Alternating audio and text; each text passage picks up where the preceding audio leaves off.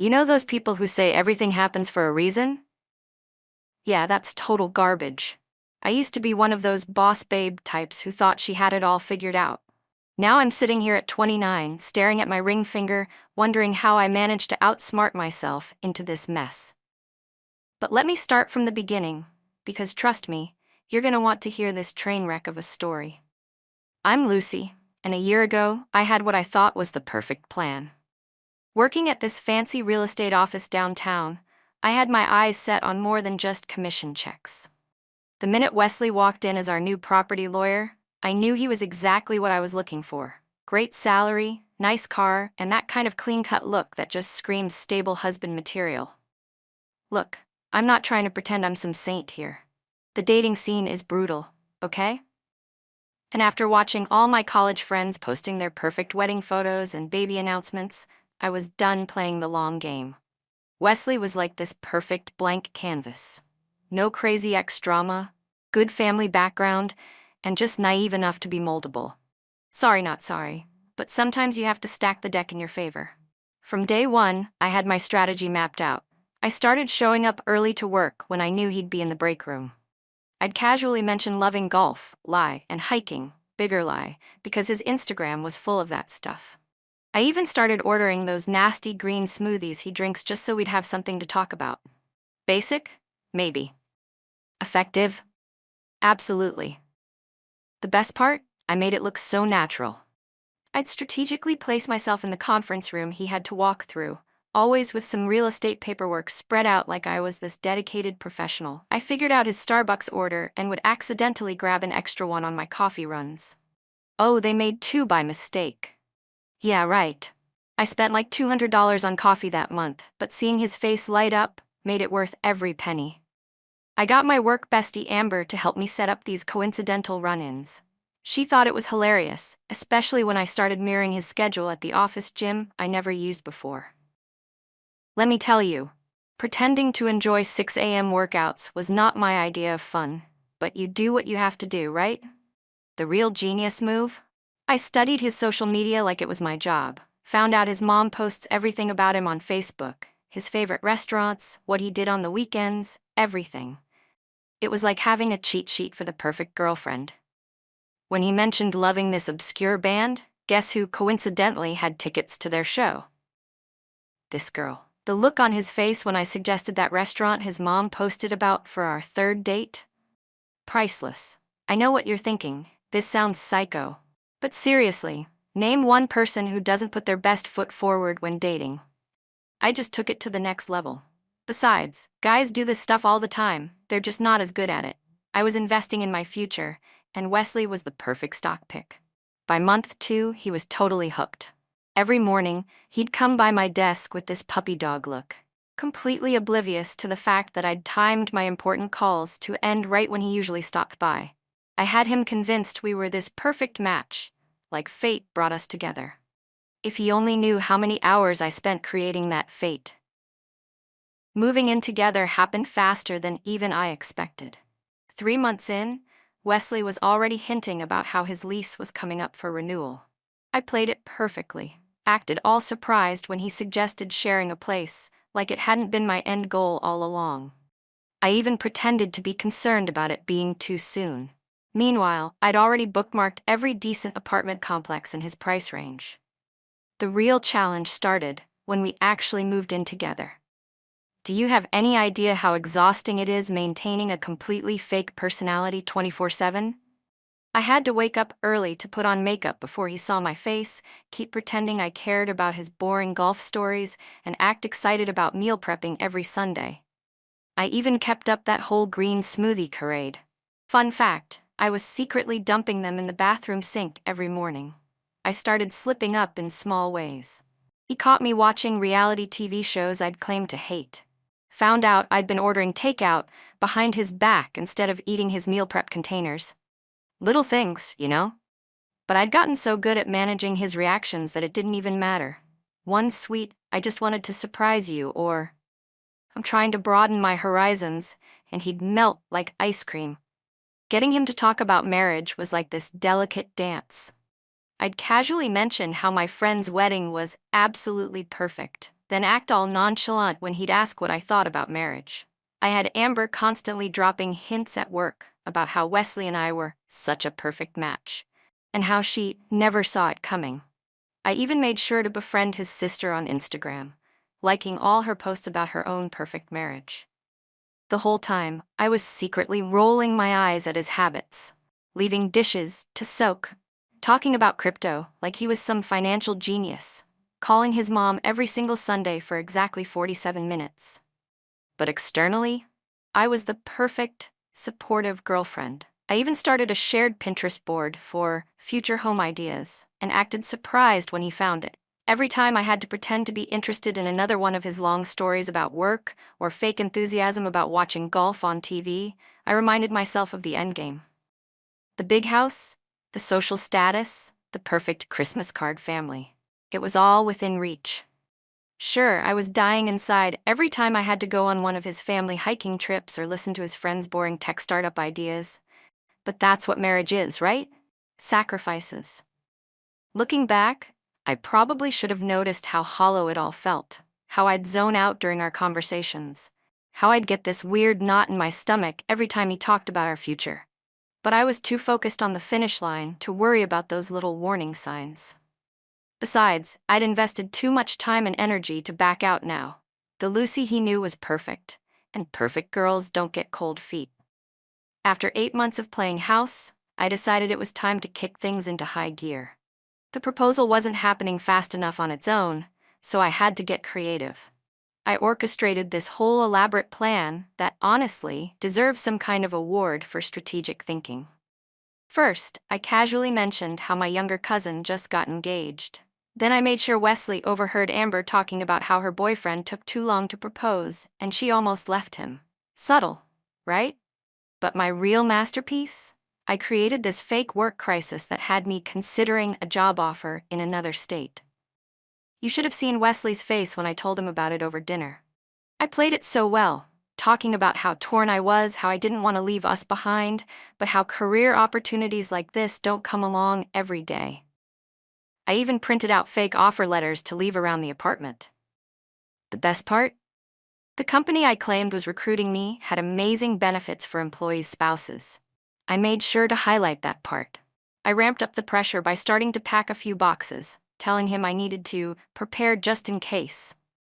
Every time he'd come home and see another box, I could practically see the wheels turning in his head. I kept saying things like, "I wish we had a more permanent reason for me to stay, and it's too bad we're not at that next level yet." I know. Not my most subtle work, but desperate times, right? The ring shopping trip was practically scripted. I'd gotten his sister on my side months ago, showing her exactly what kind of rings I liked, knowing she'd pass that info to him. I even made sure she knew which jeweler to recommend, the one where I'd already gone in to try on and size my friend's engagement ring. Talk about covering all the bases. When he finally proposed, it was exactly how I'd planned it would be. Right down to the restaurant I'd been not so subtly hinting at for weeks. I actually had to pretend to be surprised when he got down on one knee, even though I'd basically picked out the moment myself. The whole time he was giving this heartfelt speech, all I could think was, finally, mission accomplished. The engagement announcement was my crowning achievement. I had the perfect caption ready to go, the ideal filter picked out, even the exact moment to post for maximum likes. That photo of us, with my perfectly positioned ring catching the light just right, racked up more engagement than anything I'd ever posted. Each congratulatory comment felt like a personal victory. But here's the weird thing. That night, after all the calls and texts and social media buzz died down, I had this strange empty feeling in my chest. There I was, lying in bed next to my fiancé, staring at this gorgeous ring that was exactly what I wanted, and all I could think was, what now? I'd spent so much time and energy getting to this point that I hadn't really thought about what came after. But I pushed that feeling down. After all, this was what winning looked like, right? And I was nothing if not a winner. The cracks started showing up right after the wedding. It's like the minute that ring went on my finger, keeping up the act became 10 times harder. You can only pretend to love someone's annoying habits for so long before you snap. The first time I lost it was over something stupid. He was doing that thing where he explains crypto to me like I'm 5 years old. Before, I would have just nodded and smiled, maybe asked some fake interested questions. Instead, I rolled my eyes and told him to stop mansplaining. The look on his face? Priceless and terrifying. That's when things started getting messy. Wesley kept saying I was different, like he was some relationship detective who'd uncovered this big mystery. He'd bring up how I used to love going to his golf tournaments, conveniently forgetting that I'd rather watch paint dry. Or he'd mention how I never make those green smoothies anymore, acting all hurt about it. Like, sorry I don't want to drink lawn clippings at 6 a.m. anymore? The real drama started when he found my old takeout receipts stuffed in my car's glove compartment. All those times I'd claimed to be eating his meal prep at work? Yeah, that lie fell apart real quick. He acted like finding some Chick-fil-A bags was equivalent to catching me in an affair. But you said you were gluten-free. Yeah, well, people change, Wesley.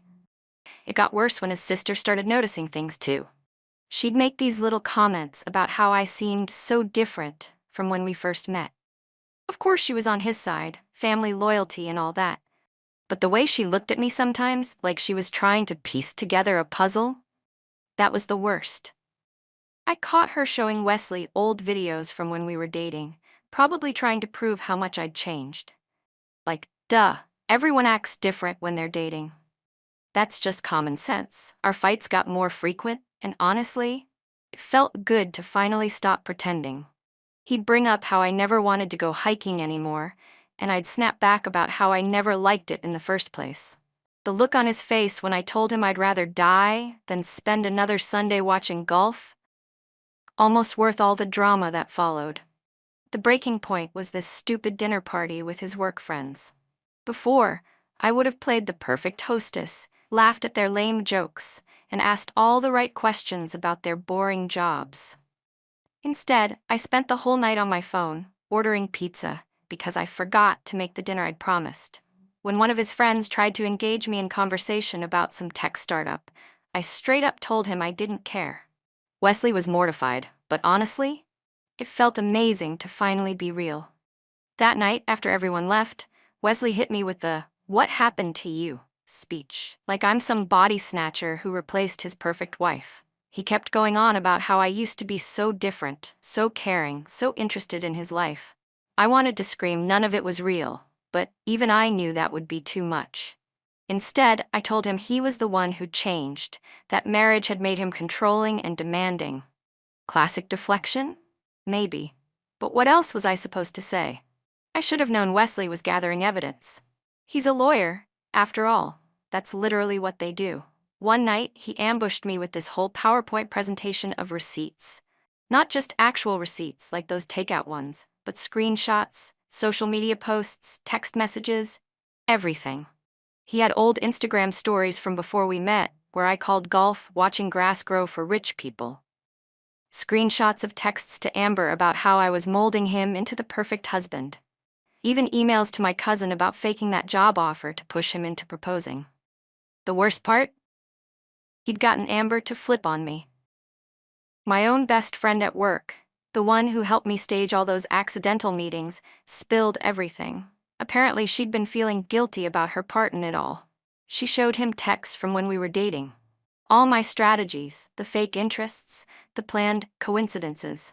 She even told him about the ring shopping setup. Talk about a backstab. He'd laid it all out like some kind of criminal investigation. Exhibit A was my old dating profile, where I listed my interests as true crime podcasts and reality TV. Pretty different from the hiking enthusiast persona I'd created for him.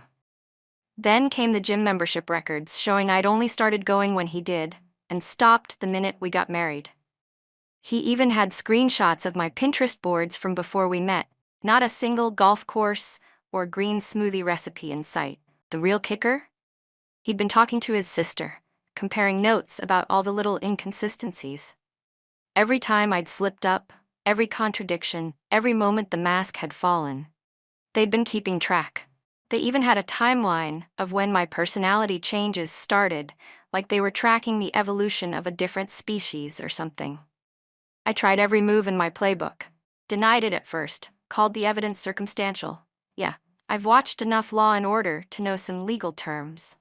When that didn't work, I tried turning it around on him. Asked why he was stalking my old social media, accused him of being paranoid. I even tried the tears, saying I couldn't believe he didn't trust me. But he just kept scrolling through more screenshots, more evidence, more proof that the Lucy he fell in love with was basically a character I'd created. Then he pulled out the big guns. A recording from our dinner party. Not only did it catch me being completely different from my dating personality, but you could literally hear me in the background telling someone how I'd trapped the perfect guy. The way I laughed about it, bragging about my master plan, even I had to admit it didn't sound great. He sat there, staring at me with this mixture of hurt and disgust, waiting for an explanation. What was I supposed to say? That modern dating is basically marketing, and I just happen to be really good at it? That everyone pretends to be someone else at first? That he should be flattered? I put in so much effort. I tried all of those, actually. Somehow, none of them made him feel better. So here I am now, stuck in the perfect trap of my own making. Wesley moved out last week, but thanks to our ironclad prenup, the one I insisted on to prove I wasn't after his money, I'm still tied to this overpriced house I can't afford alone. The real estate market's down because of course it is.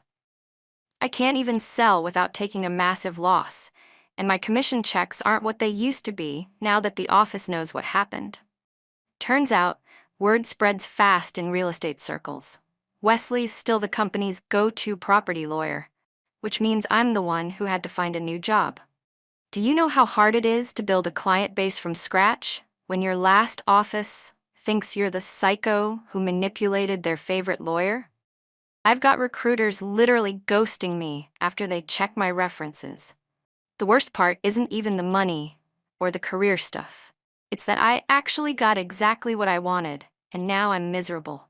I spent so much time creating this perfect life that I never stopped to think if I actually wanted it. Now, I'm sitting in this huge empty house, surrounded by all these things I picked out to impress other people, and I've never felt more trapped. My Instagram is full of memories I can't even look at anymore because I know they're all fake. Every photo has a story behind it that's completely different from what actually happened. That spontaneous beach trip? Planned for weeks to recreate his parents' engagement story. That cozy night in post? Took an hour to stage and I ordered takeout the minute I posted it. Everyone's taken sides, obviously. Amber won't even look at me at industry events. Wesley's sister made this whole TikTok series about spotting fake personalities that went viral. She never mentions me by name, but everyone knows. Even my own mother asked me what I was thinking, like she didn't raise me to believe that landing a good husband was the ultimate goal. The irony isn't lost on me. I spent all this time and energy trying to trap the perfect guy, and now I'm the one who's trapped. Trapped in a lifestyle I can't maintain, a reputation I can't shake, and a web of lies I can't untangle. Wesley's already dating again. Something about finding someone authentic. Meanwhile, I can't even remember who the real Lucy is anymore. Do I regret it? Not exactly. I regret getting caught, obviously. I regret not having a better backup plan. I regret letting Amber in on too many details. But the actual manipulation? That's just dating in 2025, if we're being honest. Everyone's out here pretending to be someone they're not. I just took it to the next level and got burned. Sometimes I catch myself looking at Wesley's new girlfriend's Instagram. She's into all that outdoor stuff for real. Her profile goes back years with the hiking photos and camping trips. She probably actually likes those green smoothies. Part of me wants to warn her that she's making the rest of us look bad with all that authenticity. But mostly, I just feel tired. Tired of the act, tired of the games, tired of trying to be someone I'm not. So yeah, that's how I ended up here. 29, divorced, and living in a house I hate but can't leave. My perfect plan backfired in the most perfect way possible. And the crazy thing? There's probably some other Lucy out there right now, planning her own perfect trap, thinking she's got it all figured out. I'd tell her it's not worth it. But let's be real, she wouldn't listen. I know I wouldn't have.